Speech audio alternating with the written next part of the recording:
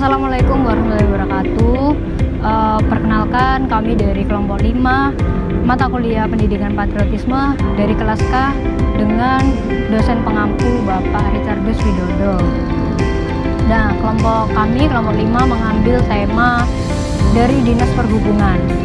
Sebelum itu, perkenalkan terlebih dahulu, nama saya Octavia Dwi Ramanda dengan NIM 11524000189 selaku ketua dari kelompok 5. Lalu rekan saya, perkenalkan, nama saya Muhammad Qasim Narudin, NIM 115240011. Perkenalkan, saya Claudia Eka Haryadi dengan NIM 11524000193. Perkenalkan, saya Syafa Amanda dengan NIM 11524001192. Perkenalkan, nama saya Elvina Putri dengan NIM 115240011. selain sebagai taman kota, Taman Bungkul Surabaya juga menjadi contoh inovasi parkir yang canggih.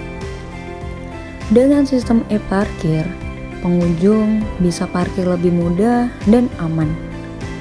Bayar parkir tinggal scan tanpa ribet antri.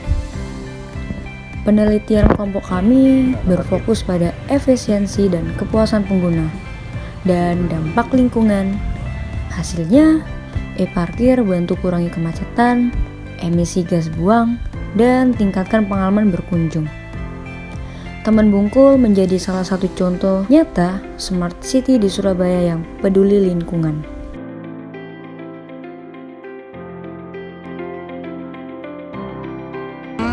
Untuk membantu mencari tempat parkir yang lebih cepat, kurang tepat sih. Lebih tepatnya itu untuk pembayaran yang lebih cepat ya. Untuk kalau mencari tempat parkir, di situ ada kayak personil sendiri untuk yang mengarahkan gitu. Nah, mungkin kalau bisa dilihat, mungkin itu bisa karena mempersingkat juga untuk mencari tempat parkir, jadi nggak harus muter-muter mencari kan. Di situ ada personil juga, jadi tinggal ngarahin, tinggal tempatin gitu kan, enak juga jadinya. Nah, untuk akhir-akhir ini kebanyakan kita melakukannya di daerah Taman Bungkul. Itu sudah bisa dilihat kayak ada pakai kris, pakai flash juga bisa. Dan itu lumayan untuk mengurangi kepadatan di sana, apalagi kalau waktu-waktu weekend hari Sabtu gitu, kemungkinan dia bisa meminimalisir lah seenggaknya. Kebetulan kita belum ada dan mungkin kedepannya mungkin itu juga masukan untuk kita, jadi kita bisa mengupgrade lah fasilitas-fasilitas yang harus dibutuhkan ke depannya gitu. Merujuk dari parkir liar, kita dari Disub Surabaya menerapkan parking ini untuk mengurangi atau meminimalisir orang-orang atau oknum-oknum yang nakal seperti joget liar yang melanggar SOP dari kita. Nah, itu juga bisa tuh. Jadi kita harus menerapkan e-parking ini untuk menerapkan, bisa dibilang untuk mengurangi sampah atau limbah kertas ya. Jadi kita nggak harus mengelola lagi sampah-sampah yang dari pengunjung, dan kita meminimalisir juga untuk menumpuk sampah jadinya gitu.